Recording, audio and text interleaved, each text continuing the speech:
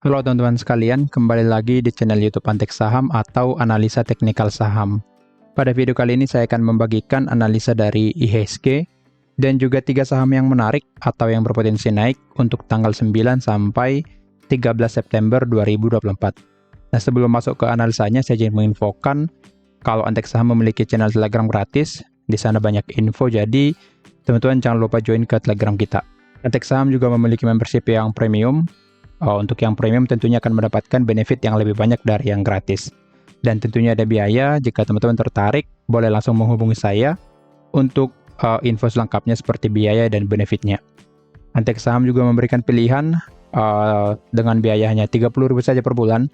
Teman-teman bisa menjadi pelanggan YouTube di Antek Saham, pelanggan Antek Saham di YouTube, dan mendapatkan benefit-benefit seperti yang ada di sini. Dengan biaya hanya 30.000 saja per bulan, teman-teman akan mendapatkan saham pantauan, kemudian saham-saham menarik setiap minggunya, dan juga mendapatkan konten eksklusif dari Antek Saham. Oke? Jika tertarik, boleh langsung klik tombol gabung di YouTube Antek Saham. Jika ada yang kurang jelas, boleh langsung menghubungi saya di Telegram ya, melalui link yang ada di deskripsi. Oke, sekarang kita langsung masuk ke analisanya. Kita mulai dari IHSG dulu ya.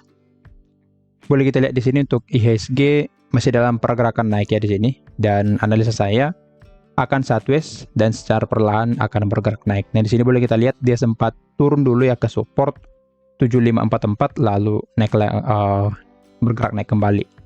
Dan di sini boleh kita lihat membuat ATH lagi di hari Jumat di harga high-nya di 7754. Jadi ada potensi pada IHSG masih bergerak naik ya. Dan di sini boleh kita lihat break resisten sebelumnya di sini. Jadi ada potensi pada IHSG secara time frame kecilnya akan tes lagi ke target kedua kita di 7796. Secara daily pergerakannya lebih ke sideways ya sebenarnya sini. Jadi ada potensi dia bergerak naik secara perlahan untuk IHSG.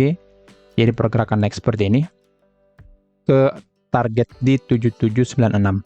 Nah, di sini jika kita lihat dari net foreign bezelnya ya, volumenya sudah semakin kecil ya. Di sini boleh kita lihat secara menurun, di sini sudah mulai menurun. Di sini volumenya masih tinggi ya. Di sini sudah semakin kecil dan di sini semakin kecil. Nah, yang dimana boleh kita lihat berbanding terbalik dengan pergerakan IHSG yang semakin menaik, yang berarti dia bergerak naik tapi volumenya semakin menurun, menjadi pertanda yang buruk bagi IHSG. Jadi ada potensi pada IHSG naik lalu koreksi nantinya. Dan juga kita tahu, atau boleh teman-teman cari tahu lagi terkait berita NFP di hari Jumat kemarin yang buruk ya bagi IHSG. Jadi ada potensi nanti di hari Senin akan turun dulu untuk koreksi lalu naik kembali nantinya. Jadi untuk IHSG pantau support di 7544 dan juga target di 7796. Oke, view-nya seperti yang tadi, karena ada news bisa akan turun dulu, bisa turun ke support di sini 7595, lalu setelah itu akan rebound kembali. Oke, sekarang kita masuk ke analisa 3 saham yang menarik untuk tanggal 9 sampai 13 September 2024. Untuk saham yang pertama kita mulai dari Bevin. Oke, untuk Bevin boleh teman-teman lihat ya di sini. Saya menggambarkan sebuah area demand di 965 sampai 1000, yang dimana Bevin mampu reject ya di area ini, reject di hari Kamis dan juga di hari Jumat. Boleh kita lihat setelah mencapai demand dia bergerak naik kembali. Dan dengan seperti ini ada potensi Bevin akan lanjut bergerak naik karena secara pola dia sudah membuat pola uptrend. Jadi seperti ini, agar high, agar low, dan berpotensi naik membuat agar high yang baru. Oke, jadi untuk Bevin ada potensi naik ke area target kita di 1040 sampai 1070. Jika kita cek dari broker summary-nya, Bevin oke, terlihat ya di sini masih akumulasi di hari Jumat, masih akumulasi. Jika kita cek 1 minggu terakhir, nah terlihat ya di sini ada akumulasi yang cukup besar dari CC dan yang jual BB. Akumulasi dari AK dan AZ memang tidak terlalu besar, tapi didominasi akumulasi dari CC. Nah, dengan seperti itu maka Bevin masih sangat berpotensi untuk bergerak naik, apalagi CC masih akumulasi. Nah, dengan seperti itu boleh kita buatkan trading plan-nya di sini. Saya buatkan average pembelian di 980, lalu stop loss di bawah dari demand di 920, dan target pertama 1040. Kita akan mendapatkan restoratif rasio 1:1, potensi profit dan loss 6,12%. Jika mencapai target kedua, kita akan mendapatkan profit 9,18%. Jadi restoratif rasio pada BeFin ini sangat menarik untuk dipantau. Nah, di sini kan saya buatkan ya trading plan pada BeFin, area buy saya buatkan di area demand 960, 955 saja, sampai saya buatkan di sini ya 995. Lalu TP1 di 1040, TP2 di 1070, stop loss di 920. Oke, jadi trading plan pada BeFin seperti ini. Boleh pantau area demand-nya. Jika bisa bertahan di atas area demand, maka BeFin sangat potensi untuk bergerak naik. Walaupun jika nanti dia koreksi ya. Koreksi seperti ini itu menjadi sesuatu yang bagus supaya bandar bisa beli lagi di area yang bawah dan berpotensi naik lagi. Oke. Jadi pantau saja demand 965 sampai 1000 pada BeFin.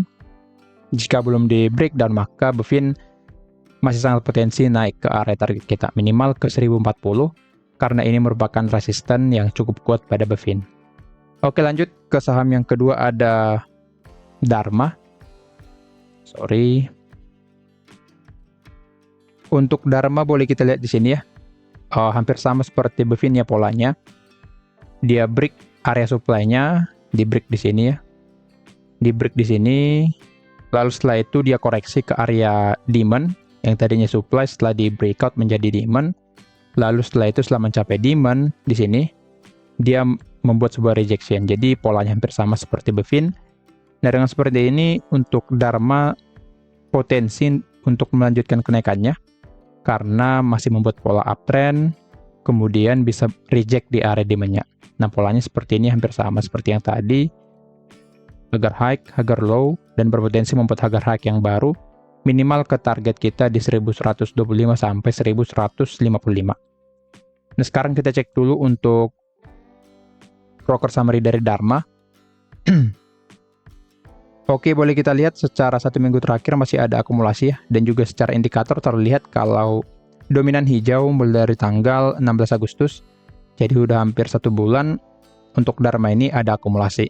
Boleh kita lihat BK, YU masih akum di sini. Secara 1 hari dari Jumat, YU yang akum cukup besar di sini. YU, BK, dan yang jual DX, SQ. Jadi broker summary pada Dharma masih bagus. Jadi dengan ini Dharma sangat potensi untuk bergerak naik ke area target kita di 1125 sampai 1155. Nah, di sini saya buatkan trading plan pada Dharma dengan average pembelian di 1075, lalu stop loss di 1025. Target pertama di 1125, kita akan mendapatkan risk reward ratio 1:1, potensi profit dan loss 4,65%. Jika tercapai target kedua, kita akan mendapatkan profit 7,44%. Jadi masih menarik untuk risk reward ratio pada Dharma, dan juga secara teknikal seperti yang tadi sangat potensi untuk bergerak naik karena penurunan di sini hanya untuk koreksi saja. Turun di sini untuk koreksi ke area demand-nya untuk lanjut bergerak naik. Oke, jadi pola itu yang perlu diperhatikan. Nah, di sini kan saya buatkan trading plan pada Dharma, area buy. Saya buatkan sedikit masuk di area demand-nya 1055 sampai 1080. Sini TP1 1125, TP2 di 1155, stop loss-nya di 1025 atau di bawah dari demand-nya. Oke. Jadi selama Dharma bisa bertahan di atas area demand, maka Dharma sangat potensi naik ke area target kita. Tapi jika demand di breakdown, maka Dharma akan turun kembali ya ke support yang di sini di harga 975. Jadi wajib pantau area demand-nya. Apabila valid breakdown dan terkena stop loss, maka wajib cut loss. Tetapi jika belum, maka boleh hold Dharma sesuai trading plan kita. Oke, jadi visa seperti ini pada Dharma. boleh pantau area demand 1035 sampai 1060. Lanjut ke saham yang ketiga atau yang terakhir ada Mark. Dari sini untuk Mark saya menggambarkan sebuah area demand-nya di harga 890 sampai 920. Dan juga untuk Mark ini sebenarnya sudah break sebuah trendline ya jika kita tarik sini. Nah, di sini sudah break sebuah trendline, jadi di sini turun hanya untuk koreksi saja. Di sini turun karena valid break-nya di sini ya, valid break di sini. Jadi tahapan di sini yaitu koreksi untuk lanjut bergerak naik. Dan di sini juga kita lihat, saya hapus dulu. Untuk sekarang Mark ini sudah membuat base di atas area demand ya. Di sini membuat base.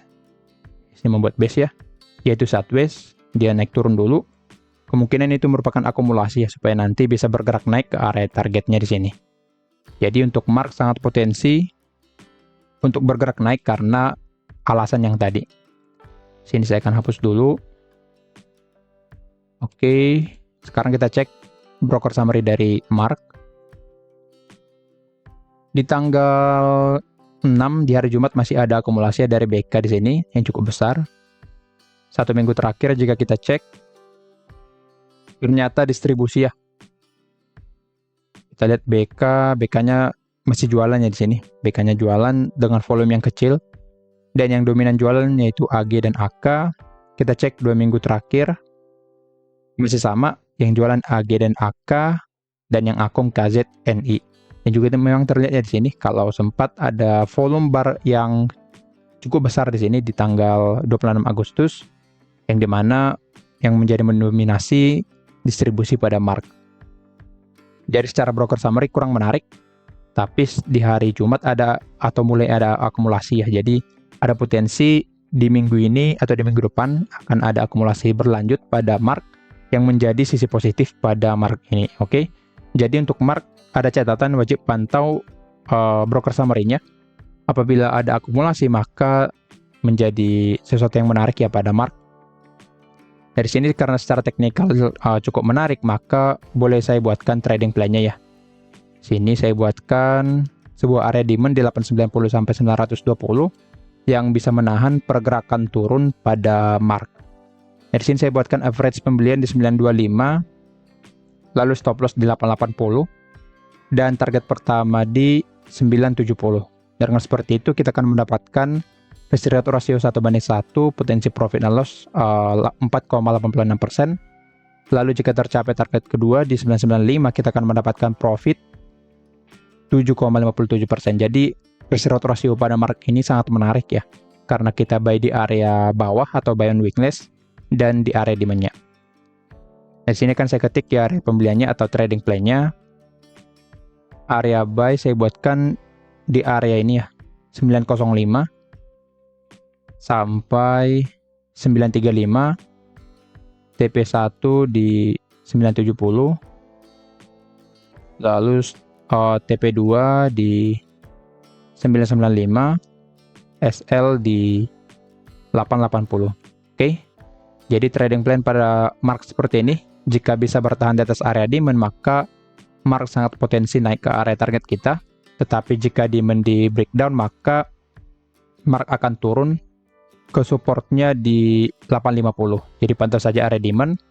Jika demand di breakdown, maka pantau area stop loss. Jika terkena stop loss, maka teman-teman wajib cut loss ya, karena supaya teman-teman tidak terseret nanti ke 850. Oke. Jadi pantau demand-nya, jika di breakdown maka dan terkena stop loss maka harus cut loss, tetapi jika belum boleh hold sesuai trading plan yang ada. Oke, kira-kira begitu analisanya. Disclaimer on, kalau analisa ini merupakan pandangan saya pribadi, bukan ajakan untuk melakukan pembelian atau penjualan pada saham-saham tersebut. Sekian dari saya, terima kasih.